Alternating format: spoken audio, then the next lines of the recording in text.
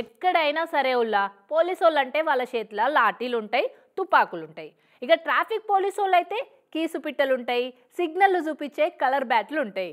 కానీ ఇప్పుడు మీరు చూడబోయే పోలీసోళ్ళ చేతిలో ఏమున్నాయో చూస్తే పరేషాన్ అవుతారు పక్కా. మీరు చూస్తున్నది మున్సిపల్ కార్మికులు కాదు, ఆర్ఎండ్బి సిబ్బంది అంతకంటే కాదు. పక్కా కాకి డ్రెస్సులు దొడుక్కున్న 4వ సింహాలే పారలు బట్టి రోడ్ల మీద గుంతలు ఊడుస్తున్నాయి. ఇట్లా Mumbai Ahmedabad national highway road మీద గజం గజం లోతు గుంతలు పడి యాక్సిడెంట్లు అవుడు, గంటల కమానం ట్రాఫిక్ జామ్లు అవుడు నడుస్తుందట. ఇక లెక్కకైతే ఈ పని పోలీసు వాళ్ళది అస్సలే కాదు.